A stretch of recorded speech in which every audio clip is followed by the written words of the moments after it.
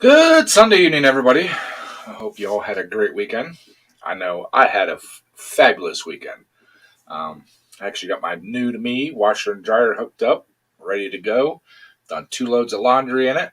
It sucks carrying the wet laundry to the basement to use the dryer, but hopefully in about a week's time that will be remedied. So awesome. So let's see who we got in here so far. We got Lisa Ann, and Lisa Aaron's been a subscriber for the two years now. That does sound fly. Ugh, time fly. Jeez. Got Lucky in here. We got Ben in here. How you guys doing? Um, Andy Lawn Tractors. How you doing? Ken's in here. How you doing, Ken? Um, looks like Lucky just re-upped his membership. Thank you very much, Lucky. That really helps. We got Wayne Hatfield. How you doing, Wayne? Hope you're having some good weather up there in Michigan. Um, I woke up this morning. It was like 63, 65, depending on where you're at in the house. And it was 41 degrees outside. Wow. I'm not ready for this cold weather. I still got a big hole in the side of the house that's covered with a tarp. But hopefully in another week or so, they will be starting to repair all that, get that all sealed up for the winter, and hopefully a whole brand new roof and brand new siding. So I've done some decorating in here. If you see here, I put my big dream catcher I got when I went to Texas and Louisiana and all that with Mark and Sandy. Excuse me. And found a nice little race quip sticker. So I figured I'd show them a little bit of support. That's the fire jacket I have. And we got Willie down here in the basement. Hey, Willie, what's happening? The usual. I'm probably freezing more than you are. Yeah. I've heard the East Coast's getting a lot colder than what we are. So, but Yeah. My brother was asking me to look at the mower. He broke a blade bolt off, so he wanted that fixed today. So he could go finish up the cemetery. And I just replaced the brake band on my Craftsman and did a bunch of service on it. What else I had to? I had to replace like 3 bad pulleys on it. I got fixed the fabricated hitch for the vacuum unit and got that ready to go. Cool. And ironically, I'm working on the turbo hind mower, even though we're out of the season, because I was sitting here waiting for him to bring the mower over, and I thought, I'm just going to tweak around with this a little bit. Yeah, I made it out to the garage, but that was just to get tools to install the washer and dryer, and or washer machine. I didn't do the dryer yet. Installing the washing machine was expensive enough with buying the fittings and water line. Well, I didn't buy the water line. My brother had that, but I had to buy a bunch of fittings and everything else. So, and of course, the hole saw I needed to drill through the floor because I moved it from the basement upstairs. The hole saw I needed to drill through the floor. Some idiot cut steel with it and wore almost all the teeth off of it. I don't know who the heck would do that. You know, somebody's breaking into my garage using my tools and stuff. So, someone. Yeah. So I ended up going to Hobo Freight and buying a kit from Warrior. Actually, seemed like really nice hole saws. They're the bimetal ones, not the cheap ones. So they are designed to cut steel. So whoever is getting into my garage and cutting steel with my hole saws, maybe this one will last. So I haven't had much. I don't have any options close by as for hole saws, so I usually have to go out to the local hardware store, and I think they have Irwin and what was the other one? It was blue. I can't remember the name of the other brand though. Don't know. Irwins were white, and there's a blue one. I can't remember who the blue one was, but they're not. Neither of them are cheap. No. And they're designed for cutting metal. I try to avoid having to use a hole saw whenever possible. Yeah. Well, these ones here are really nice. I actually drilled the hole down through, and my luck, I ran into the edge of one floor joist and ran into the edge of the sill plate, so I couldn't get the pipe up through or down through.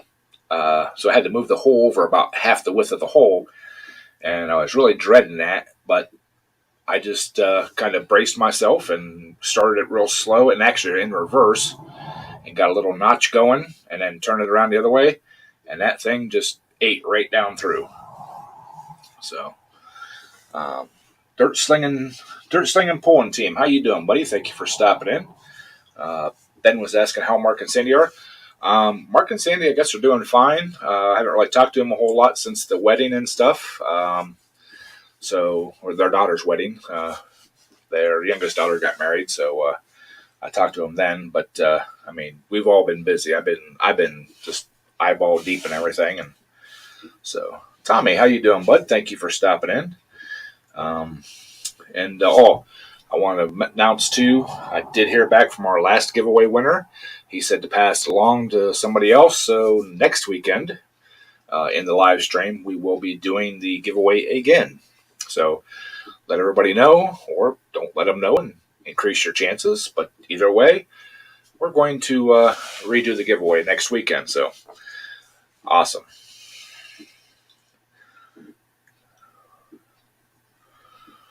Yeah.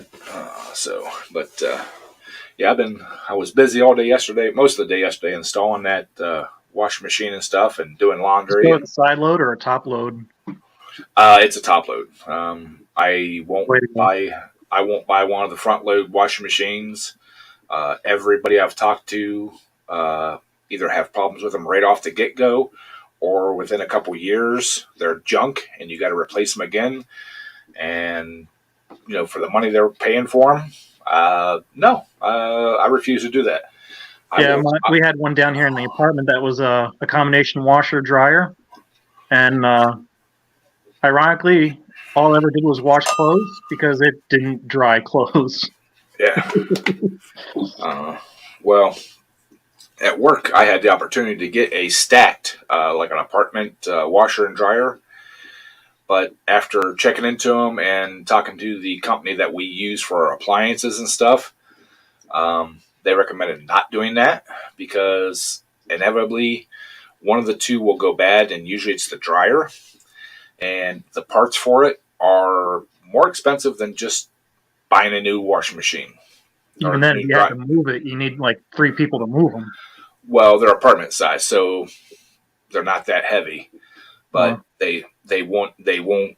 He said they don't hold up as well as what people think they should. So I'll just, my brother actually has an extra dryer that come with this washing machine. So I'm going to get it this coming week and install it. But the price of wiring has gone through the roof. For a 25-foot roll of 10-3 at Lowe's, I want to say it's almost $70-some, $80-some. I did find the same brand on Amazon for the same amount of roll for like $55. So that's where I'm getting it at. I haven't priced wire recently. I'm reusing stuff from parts tractors. Yeah. Because that stuff holds up better than what you buy at the store anyway. I mean, You see 30-year-old Craftsman wiring, it's not even faded, and you get this new stuff, and like 2 years later, the red turns white. Yeah. In answer to Tommy's question, why didn't he want such a nice tool? He didn't really say. I'm assuming it's probably because something he didn't want to give out his address or something. I don't know, but it is what it is. So he said to pass it along. So we're passing it along.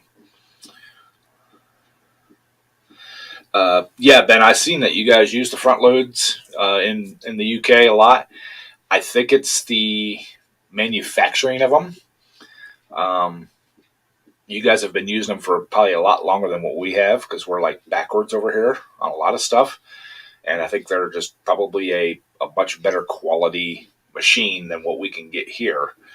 So yeah, that's why I'm saying that if I could get one from the UK shipped over here, free, I'd probably use it. I even seen the combination washer dryers over in the UK that, people are like loving them and they use them all the time. And yeah, I would have one in a heartbeat, but I'm not gonna spend $1,000 on something that's only gonna last a couple years. So Yeah, my mom had to replace the washer and dryer upstairs, and she has to get a matching pair. She can't have oddball or mismatch or something like that. And she was trying to find something that was cheap, and then she got turned on to this GE that had the tempered glass tops mm-hmm. because they don't scratch as easy. And they also had the almost like what you have on your phone. You know, you have a glass, and then they're just touch buttons. Mm-hmm. So she liked that clean look versus the knob. And I think they've been going for 5 years and haven't had any problems with them. The one kind of sucks to change the lint trap on, unfortunately, because it's got the one that goes on top. So she tries to find the ones with the lint trap. If it's a side-loading dryer, try to find the one that has a lint trap by the door. I've had both of them. The one I have now, the dryer I have now, has a lint trap in the door. It's fine. I've had the ones where they slide in. They're real long and they slide in from the top. It don't matter to me. I just want something basic that will wash my clothes, get the dirt out of them, throw it in, and will dry them without taking 3 hours to dry. So I don't know what it was. My brother ran through the dryer, but it was almost like shotgun pellet kind of size rocks or something like that. Mm-hmm. And you go to pull a filter out, and all the little tiny stones wouldn't get caught in the filter that pulled out the top, and it would roll down the tube, and we had to clean it all out. Because every time you turn the dryer on, you'd hear all the rattling. Hey, Boats, how you doing, buddy? Thank you for stopping in. Yeah, I've heard other people say they've dropped stuff like that down in their either washer or dryer. I watched one video where somebody found pennies in their wash machine. That's why it wouldn't work. Somehow they got through it. I don't know how they got through it, but they got into one of the tubes down in the bottom, and it was full of change, and it wouldn't pump the water and stuff out. So yeah, if you don't have a clean one. We had our washing machine has like a pinch weld in the very bottom of it, and the coins get stuck in there. We had a penny that was in there for so long that lost all the copper. This was rolling down the pinch weld for so long. Yeah.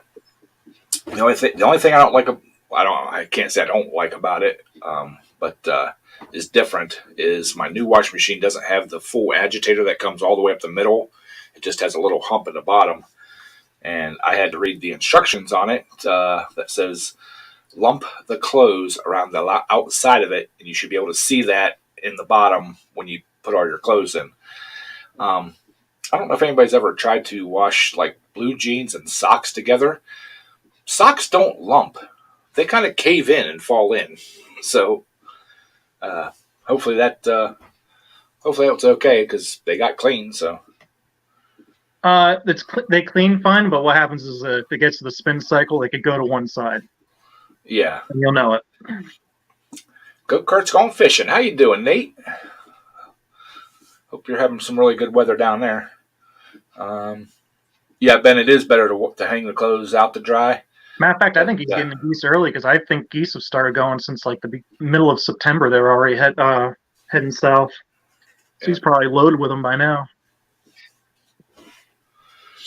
So he'll probably have geese and chickens. Unless he got rid of the chickens, I don't know. He's still got his chickens.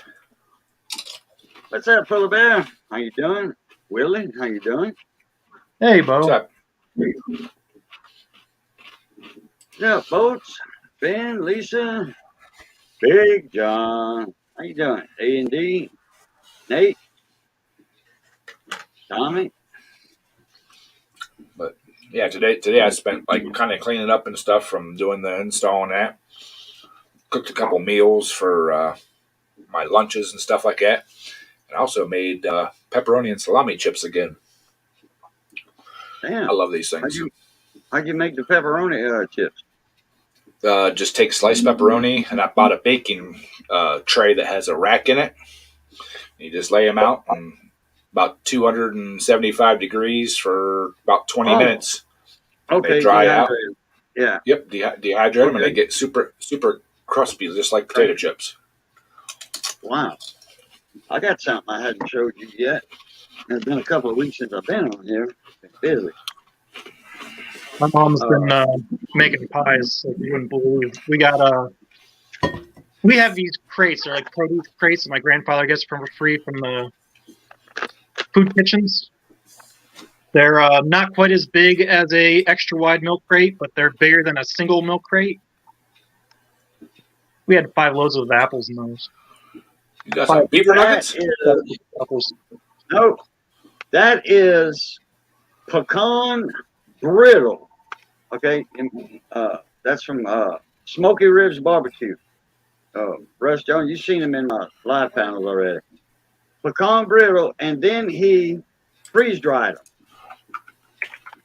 in his freeze dryer. He's got one of those $1,800, $2,000 machines. He freeze dried them. You can do that with Skittles.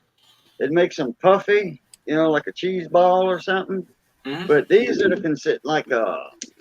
they just melt in your mouth. You put them in your mouth. It takes a couple of seconds, but man, or you can chew on them either way. And they got loads of little pieces, tiny pieces of pecan. But these are awesome. I mean, the flavors there, I'm like, man. He does he does all kind of candy, but he freeze dries all kind of stuff for the future, for storage. He does his own lemon powder and stuff like that.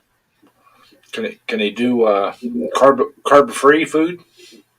Because I'd love to have some. I'd love to have pie, but it's loaded with carbs. What? You don't want to see our freezer then. Carbohydrates. I'm on a no carb diet, so. Yeah, I know. That means no sugars. Pies or pie? What you had said? Pilots or pie? Pie. Pies. Okay. Yeah, like pecan pie. Yeah. Well, you can eat the stuff inside of it, just not the crust. Like key lime pie. Yeah, my mom probably cooked over 35 pies. It's insane. Ooh, A&D's gonna be making some venison jerky. I can't eat jerky. Gleason News, how you doing, buddy? Hey, Scott, how you doing, bud? Thank you for stopping in. So, Willie, I got a question for you. Was you ever on a lawnmower forum as Willie CK55 or Willie 55? No, I just go as Willie CK on mine. As for Facebook and YouTube, that's about it. Okay. Never on a small engine farm giving advice out to when people ask questions. Okay. They had a guy. What the numbers are since YouTube changed the names. They put you have your name, then they add numbers on it. Yeah, well, this was on a lawnmower forum. I don't know. You just picked your name as you wanted it. It didn't. The forum. And then they just had the numbers on the end, and they had to change it. So Willie, 55. I think it got some numbers on it. YouTube put on it. Probably the year model he had or whatever. But he was on a small engine farm, and I've known him for a long time. I just never seen his face, and I was just wanting to say, that's Willie CK. Because you're in the small engines big time, and there was a 6 of them out here right now that I've been working on. I actually have the wire diagram right here. I don't know if you can see that. Mm-hmm. I don't know if you want to zoom that in, maybe. That is 5 relays. The starter relay having 4 poles, and then the other 4 relays having 5, not necessarily using them all. Where's that on? That is this rear mower.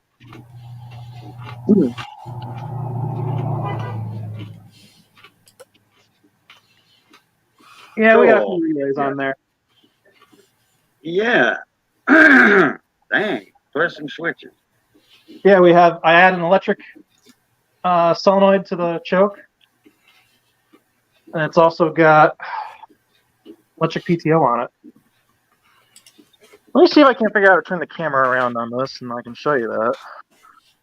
What's all those relays for anyway? Just for ignition and I can actually control it through the trailer plug. It's all electric. Let's see, we gotta go to the camera settings somewhere.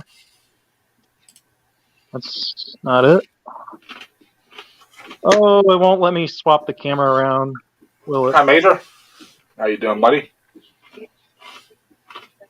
Mr. Briggs, how you doing? Aha! Oh. Hey, everything's ground control here. There's a main ground, and it sends ground signals to all the relays, and obviously you have to have intermediate relays so you don't have backfeeding. And then there's another switch over here that kicks off when it gets hot, so the choke will only kick on when it's cold. So I have one switch on the bottom that turns the PTO on, and then the other one on top is the ignition and the start. So that'd be ignition on in the middle, and then there's momentary up for start.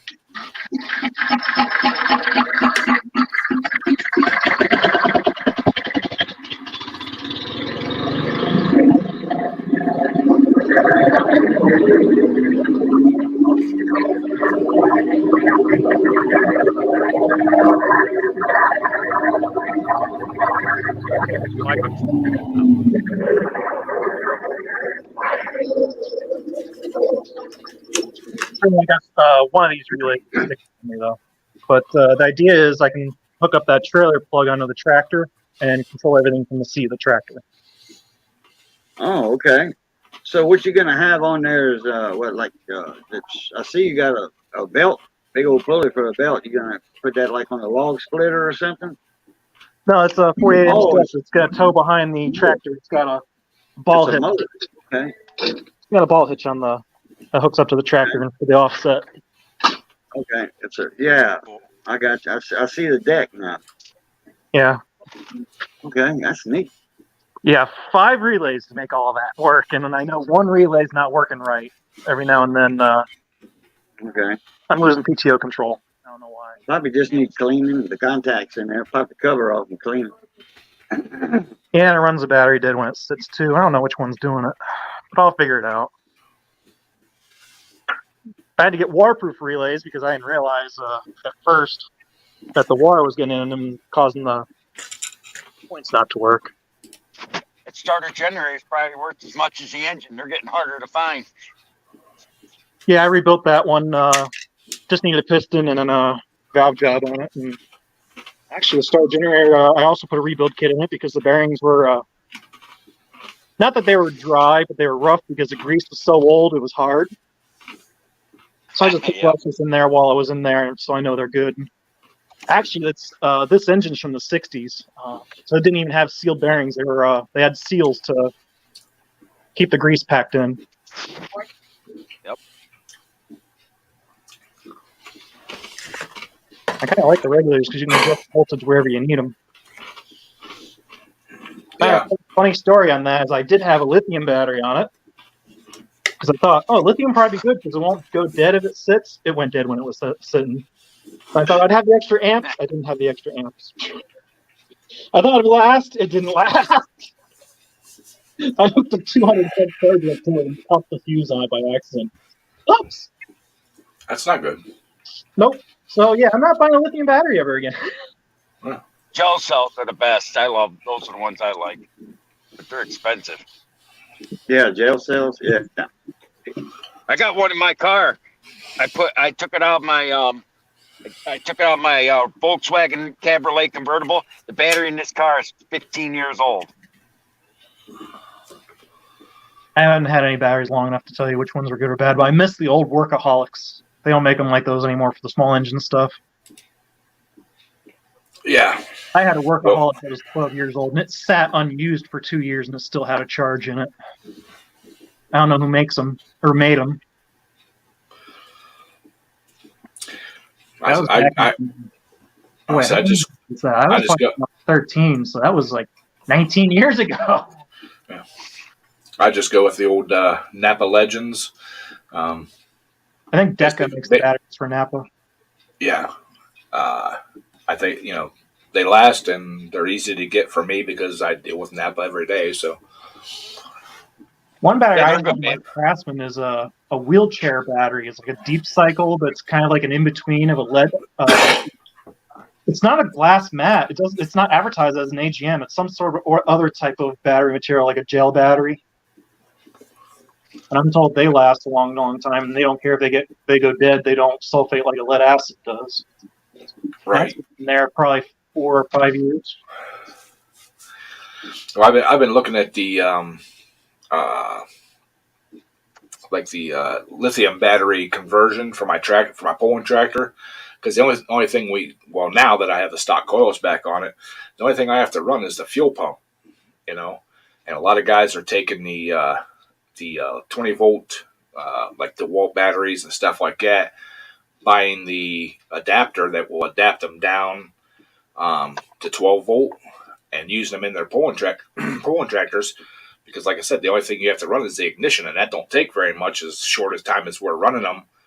And How many amps do you think those hot coils probably burn? They're probably 5 or 7 amps.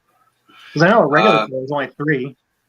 yeah, my big coil that I used to have on Plan B before I melted it down, it pulled I think like 6 amps. Now that I went back to the stock, pickup coils, the stock Kohler command coils, it don't take nothing for those because they pick up off the magnet. So sorry, they pick up off the magnets. But when I go back to the other coils, they're 5 ohm coils. So 5 ohm coils. So I don't know how much each one will pull because I'm going to go with separate individual Could you, ones. by any chance, just run a smaller ohm coil for the, or no, let me think about that. Because the ohm is what controls the amperage through the spark, and the voltage is just stepped up. Case in point, a 6 volt coil has more ohm, I believe, or does it have less? I got to think about that for a second. Because the ohms is what controls the amp current through, and if you have more or less, you can compensate for the voltage. So it's got more resistance, got running less voltage, so you don't need the amperage. Or I gotta look into that, but I think you could probably change the ohm on it. If you're running a higher voltage, you don't need as many amps, so you probably could run a higher resistance coil if you're running higher voltage. Well, the pickups that I use are what dictates what ohm coil we have to use because the voltage goes through those, the pickup. So if it's too low of an ohm, too high of an ohm, I forget what it is, you'll burn the magnetic pickups out. They're pretty specific on what ohm you're supposed to use with those pickups. So Now, can you use like one of those old MSD ignition systems on a small engine like that? on the single cylinders, yes, they've used those for a long time, and they actually use. I think they still use them. The MSD rev limiters for the 5,000 RPM classes. They'll Because I run got those. 2 of those, and I was curious if they're worth anything for like a small engine. Yeah, there's guys that run MSD coils and all kinds of other stuff on the single cylinders. I've never tried it on the V twins. I don't see why you couldn't, as long as the ohm rating is there for the switches, for the pickups, for the trigger, I guess you call it. Yeah, but it seemed like they'd work on a twin cylinder because they're meant for like 4, 6, or 8 cylinder engines. Right, but if they pull too many ohms, or not too many, okay, I guess just be too many ohms. Yeah, you'd burn your pickup out, your trigger out. Because it won't work on like that the newer engines, though I was told. No, because they don't have the points in them. But the single cylinder commands and stuff that run the points still, yeah, they run the real hot coils and stuff with those. because they're still using the old. Well, the reason why I'm asking because I got that John Deere lost its ignition module. The ignition module cost an arm and a leg for that Kawasaki.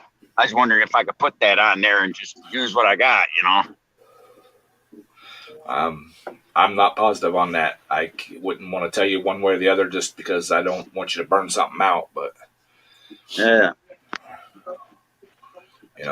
I do, like I said, I do know that they've been using the GM style coils for years on the single cylinders because they don't have a ballast resistor in them, or they don't have an external ballast resistor. They run the internal ones. The GM does. Oh, okay. What engine are they putting those Chevy heads on? Are they putting those on like the 361s? Or are they still putting those on the 341s? I've seen people put Chevy heads on those Polar blocks. I don't Yeah, know. got away with that. I don't really know on those. I know the Commands use the small block lifters, the rocker arms, push rods, all Oh, that. they put them on that, the later year Commands. Okay. Yeah. Not the K series.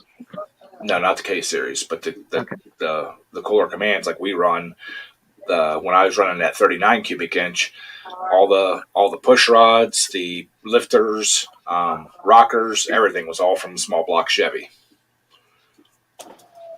The roller stuff.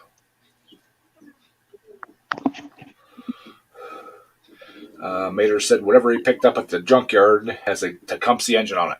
I'm gonna guess it's a snowblower. If it's got a Tecumseh engine on it. Hopefully it's one from the 90s and not later. So, but Pre-emission stuff, that's always a better one. yeah. And I know Bocce's in the background. She's not listening or watching right now, but she's got it playing. But she's going to rewatch it. I want to say happy birthday to her baby monster. I don't know exactly how old she's turning today, but today's her birthday. So happy birthday, monster! Yeah. Bon fit. Happy birthday. And for all the new It's not John. and for all the new people that come in, we are going to be doing the giveaway again next weekend. So make sure you're here. I'll put a little teaser out midweek or so. But the gentleman that won last time finally did email me back and said that just to go ahead and give it away to somebody else. So that's what we'll do. So if you're interested in it, it's all it's the test light, the digital voltometer, and the battery tester, all one package. Come in next weekend and we will do another drawing the same way we did the last time. We'll use StreamYard's little wheel of fortune, and we will re-give it away. So, Renegade's Garage, how you doing, buddy? Thank you for stopping Man, in. look at that nice piece of drag You think I strip should- equipment there. They are raffling this thing off for $100 a ticket. Damn. You think I ought to buy a few tickets? Yeah, buy $100 in tickets. No, one ticket's $100. I'm saying buy 100 tickets. Is that a Malibu? That's a Chevelle Chevelle? SS. Chevelle. There you go. Okay. And this is for you, Mater's Workshop. You like your Chrysler products? Here's what you call American Thunder. 71. There's a 1,000 horsepower sitting under the hood. If you want to look it up, there's this place called Wait a minute. No, you're wrong, Mr. Briggs. It's not under the hood. Half of it's out of it. Look at the Yeah, look at rims it. on that thing. Yeah, they're raffling this off, but I'm not going to tell you where it's being raffled off. I'm going to be nice to Ed's channel, but let's just put it this way: it's a not your normal. Patrick Hattrick would appreciate this store. Let's just put it that way. We got you. There you go.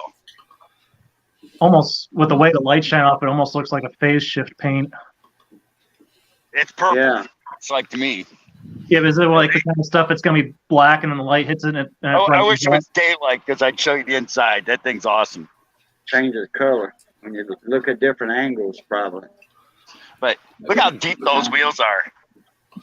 Ain't Man. that thing awesome? Yeah, That's it. That's the only downfall for me. I don't like the low I profile. don't like them wheels. either. I don't Yeah. like them either, but they do look good sitting. Yeah, To be I'm honest, old. that's probably a trailer queen car. I would be too afraid to drive that anywhere. I don't think I it would take- idle at a red light. No. Well, one pothole around here and them rims would be history. Oh yeah, Oh God, that'd be one. What are you talking about? Our potholes around here are the same way. you'd lose the car in the pothole in New York. I wouldn't. You couldn't drive that the way it sits. You'd have to trailer that to a track. There's no way to drive it. Yeah, I'm old school. I want 8-10 inches of rubber showing there between my rim and my tire edge. Yeah, that's right. That's right. Even They this, ain't no air in them tires. They're probably solid rubber. They ain't no air in them tires. yeah, there's air, pounds? but not, Two yeah, not pounds? much. I wouldn't Tire drive it. guy, and all I see is agony Hey, Renegade. when I see wheels like that because I don't even want to think about putting them on or off. Oh, that's an awesome car. But this guy here, let's just put it this way: it's a smoke shop, and he raffles off a car like that once a month. It looks like in the ghetto. What's that, Wayne? In the hood. This is in the hood. Right. Yeah. That's the hood, man. I'm in the hood. Hi, Jeff. How I mean- you doing, buddy? Hope you're feeling better, Jeff. Hey, I haven't Jeff. heard from him in a while. He wasn't here last week. He stopped in last week for a few. And Wayne hit the nail on the head. It's got to have some Mickey Thompsons or some Hoosiers on it. Oh Yeah. yeah. Yeah. When you launch, you got to see them sidewalls wrinkle. You know what I actually Yeah. like the look of, and I've done a few of them. Who makes them? I'm trying to think of the manufacturer of the rims. Fuel. Have you ever seen a Fuel manufacturer for the aftermarket rims? No, I don't think so. I seen them. I just didn't know what they were. What they do is you have your basic shape of your rim, and they have like extra accent cutouts on them, and they have like what you saw in that Chevy. It's like a flat outside band, so they mount on the reverse side, which is a little bit more tire rep friendly because you don't have to worry about scratching the face up because you can put rags on the tire machine and you have them face down. And you take the tire off the inside, which is nice. But another thing they do is on the accents where they cut it, they have two-tone on them. They could either be chrome and have like a red accent paint or something like that, and it reflects off the outside of the rim while you're driving it, like glitters, which I thought was pretty cool. Yeah. They got a tire, Charlie's Tire down the road from me here, about 5-6 blocks. They sell all them rims. They rent them too. They lease them to them guys that, yearly lease or whatever. That's some expensive rims they got. They got a lot of different kind of rims. I guess they more or less specialize in rims. If you look in there, if you had the red light, you can see through them big doors, That's all open. And all you see is rims everywhere in there. You see some tires, but it's more rims than tires. You talk about the renting or leasing of the rims and stuff. I never seen that until I made that trip to Texas, and there was a half a dozen stores that It's a selling time. they rented everything from like a rent-a-center. They rented everything from appliances and furniture and everything else, and rims, and I think they even had stereos. I'm not positive on that, but I'm like, You can rent at a rental center. We got a couple of them in town. Lawnmowers, lease to own, air conditioner, window air conditioner. You can rent that. Stereo, home stereo systems, washing dryers. It's a payment plan for people that can't get it through a bank or whatever. Make a bank loan or something, or signature loan, like a 90-day loan. I can go get a 90-day signature loan. It's funny when people it's funny around here. We got stores that rent to own custom wheels and tires for your car. I'm not gonna rent to own a tire for a car. Hopefully they get insurance. That's still stupid though. yeah. But the thing I want to see is when they miss that banknote payment, when they come repossess them tires and they sit that sucker right down on the, they gonna take the whole car? Or are they just gonna take the tires and rims? And technically, if I was renting wheels and tires, I'd want wheel locking what do you call them? Lock. If I can talk to you. Locking wheel nuts, keys, or something like that. well, but the big question is if you're only like leasing or renting the rim, and you miss the payment, they can't technically take the tire. They can only take the rim back. So if they take your tire, that's theft. No, They take the tire, they take them off. On that in the Take lease the whole agreement. thing, take the tires off, give you your tires back. they rent the home, the tires and rims. They sell them as a package. And yes, it says right in the contract, if you miss, I think they give you 2 payments. If you miss 2 payments, they take the entire, they take the tires and rims, they leave it on cinder blocks in your driveway. Yeah, because the tire shop have those special sockets. Those Oh, sockets you can, that go on those locking lugs. Yeah, they make master sets, but not all master sets cover the aftermarket stuff. Yeah, but And Snap DMs are On. the worst one because there's so many types of DMs.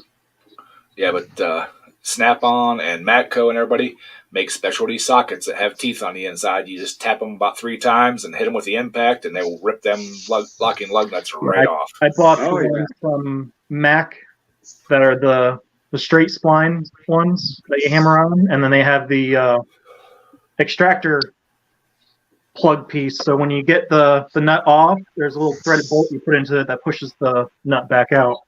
Now, like you can take them off, you can put them back on, and then you can use the extractor bolt to take the socket off without having to take it off the car. I had to spend like $300 on that set.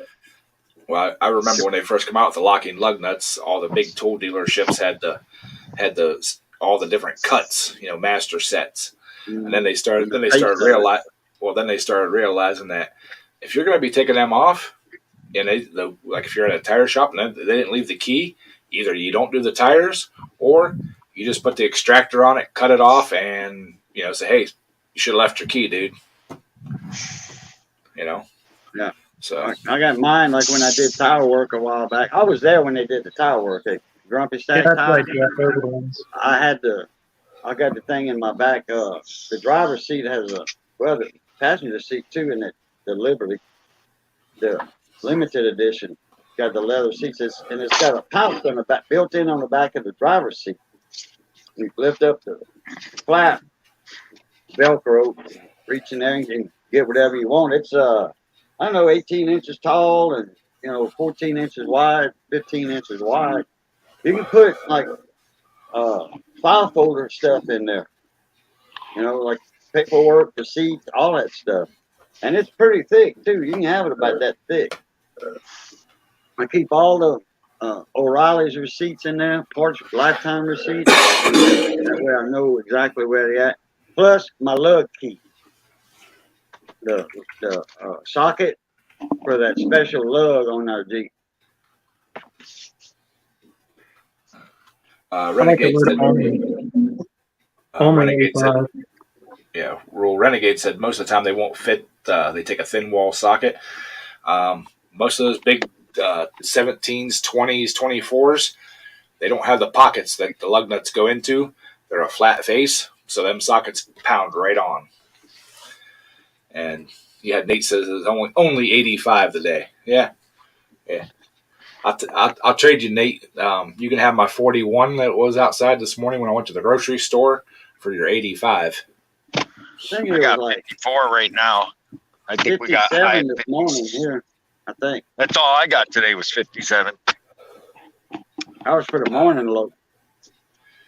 Yeah, I didn't make it out this afternoon to see how actually warm it got, but this morning when I went to the grocery store, it was 41 on the truck thermometer. So I don't know if it's that cold here, but I think it's going to probably be right around the low 50s. It's So going to that be was 40. raining earlier. Probably with the moisture, it felt like 40. It's going to be 47 in the morning. Right, 41 is hunting weather, Nate. That's when you get out there and get them deer. Oh I know a yeah. lot. I know a lot of people around here have been getting them. So Now, We got a red flag warning from Sunday, right now, until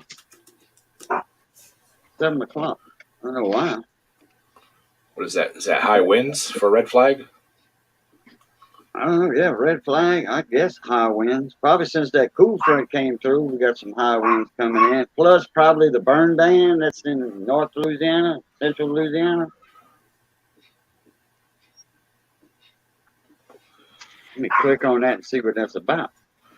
Yeah. Wayne said he shredded his corn stalks and garden vegetation and plowed it under today, getting ready for next year. Yeah, Hell, see, it's I've seen just a lot. Growing. my parish. Gusty winds and low humidity. I still have zucchini growing. I still have peppers growing, and there's getting really close to time to pick all the last of the butternut squash and spaghetti squash because they haven't really been growing bigger. They've just been sitting there, and then they've been getting darker and darker, but they're not quite dark, like ready to pick dark it's been yet. an awesome year for squash growing. Yeah, fires, high winds, low. We got humidity as low as 23%. That's low. That's The very pumpkin, dry. the pumpkin season up in New York this year is so good. They said they're going. It's their record biggest crop of pumpkins this year and squash plants in upstate New York in 50 years because we've had lots of rain and yet we had a lot of hot weather and those things are huge. I wish I could show you a couple. They are huge. If I had to guess on pounds, if each milk crate weighs about 25 pounds with spaghetti squash because it's very large and awkward. There's a lot of air around it. Yep. We probably got 6 of those, so that's 6 times 25. So I believe it. 150 pounds. 150 pounds of just spaghetti squash, easy, I love it. and way more than that in zucchini. I got a question for you, Ed. That Tahoe I bought, it's been sitting 5 years. I changed the intake gas out because one of the bolts was missing and I didn't want to gamble. Someone took a bolt out of it to use on another vehicle and then it just sat there. So I said, I'm just going to change it to be safe. So I changed that. The brakes are actually almost frozen up on, so I bought new rotors and new pads for it. It's been sitting in the same spot literally 5 years outside. Should I change the bearings out? I was thinking about that. Should I change the bearings out, the front wheel bearings out at the same time? Are they or I've never had a 4-wheel drive, so how hard are they to change on one of those? On the newer Tahoes, they're a wheel hub, just like the 2-wheel drives. It's a 99. Yeah, it'll be a wheel hub, just like my truck is for the 4-wheel drive.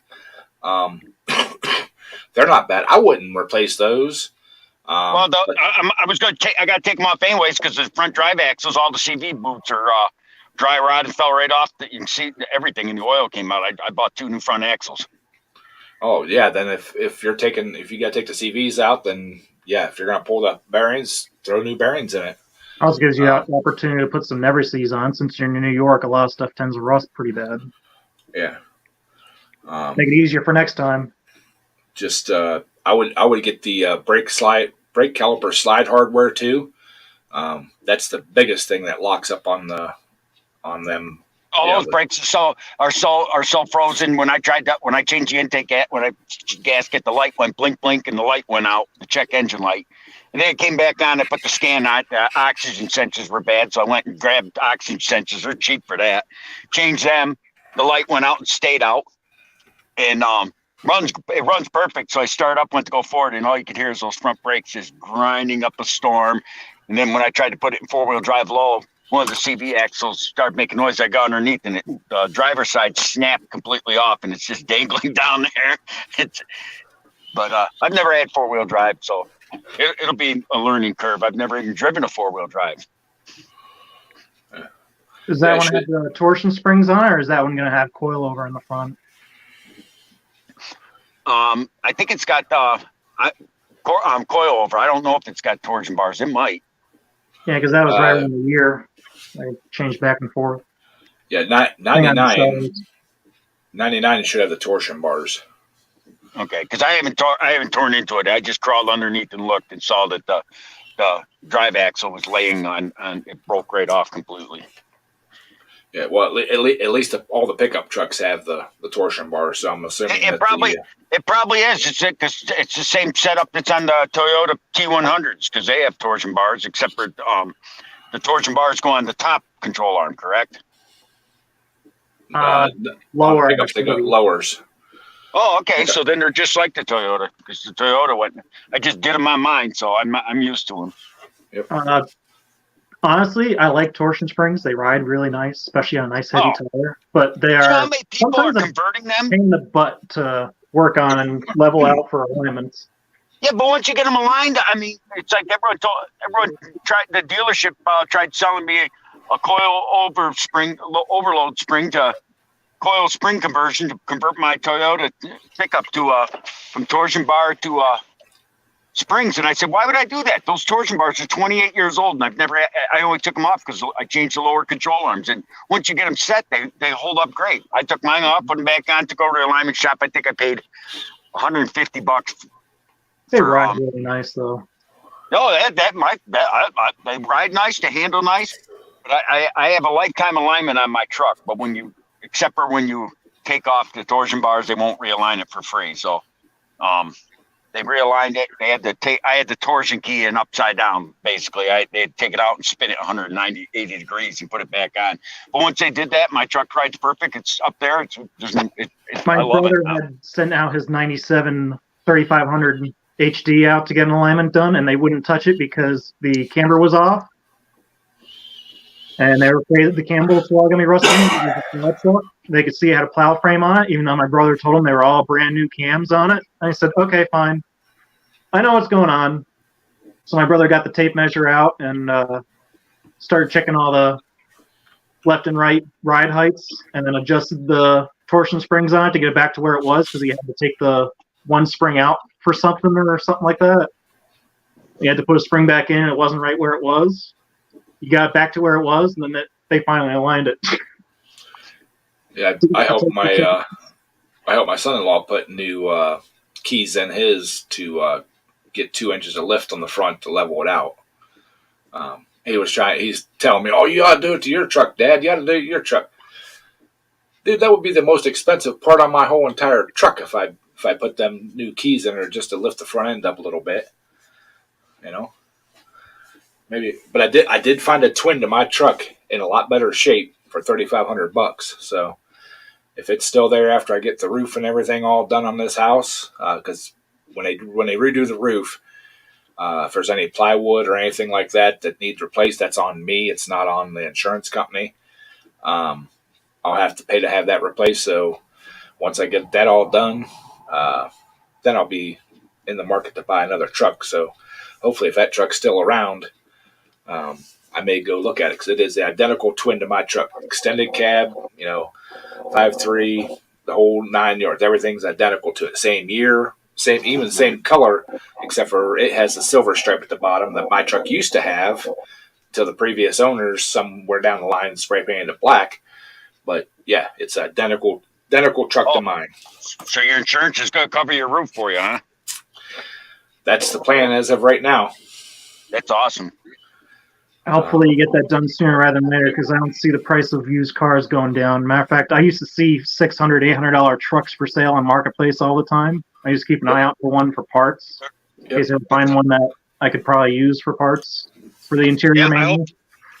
Right now you got to rob a bank to get $1,200 anymore. Yeah.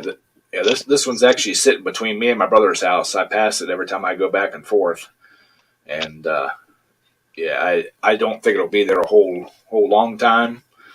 But there's another one down the road from me. That's a Chevy, and it's an older one. It's a late 80s. Yeah, late 80s. 2-wheel drive, standard cab, and I think the guy's like way high on it. He wants $6,500 for it, and it is definitely not a $6,500 truck. For $6,500, I want a turnkey and go inspection ready to go. Oh, it's turnkey. It looks nice. It doesn't have rust or anything on it, but it's got close to 300,000 miles on it, and original transmission, original motor. Yeah, but to be honest, I mean, if it's a solid truck, I mean, 89, it's easy to find an engine and transmission for, especially a two-wheel drive. You'd find them How many for miles on your $200. truck, Ed? My truck has 190,000 on it. Do you have an engine lift at all at work, Ed, or no?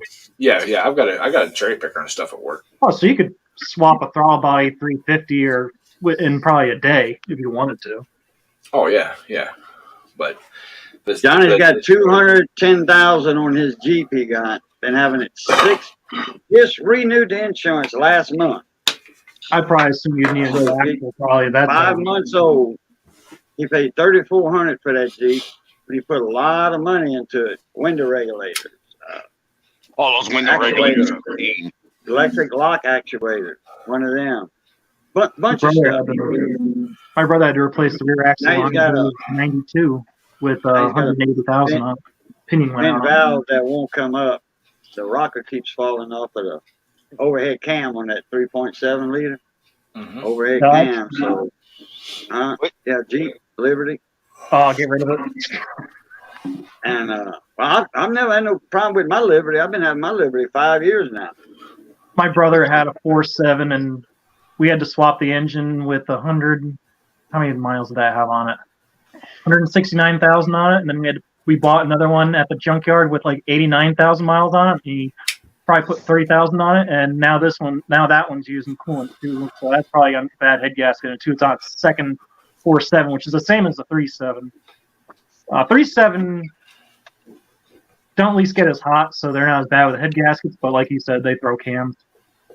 Yeah, he's got the valve adjuster went out on his, so that's one reason the rocker fell off in the first place. But something caused it. The roller rocker stay thing, stuck, and I'm pretty sure and it's on the exhaust side, so it's the valve's not coming up all the way.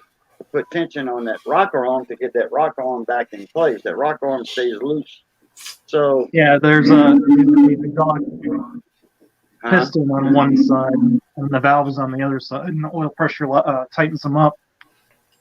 I say I've heard there's problems with those 3.7s on the valve guides, not letting the valves move and the rockers popping off. So I told him, just look, take it apart. He's already called for a new engine.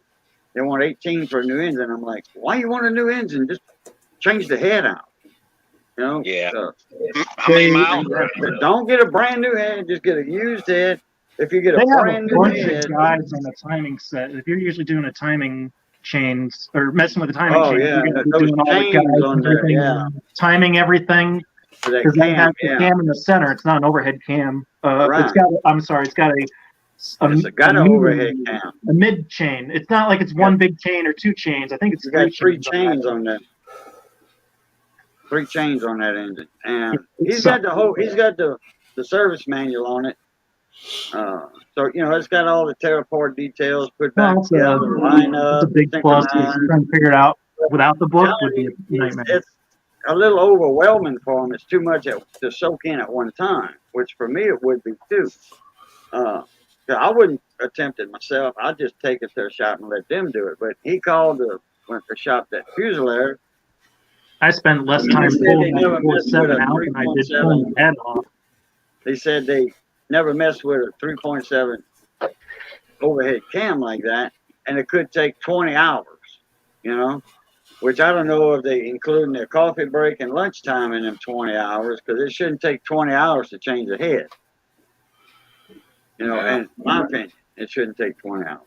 Well, you probably have to take the but they're not familiar with the whole engine. Radiator, condenser, and the cross member for the hood all out of your way in order to get the actual timing cover off the front.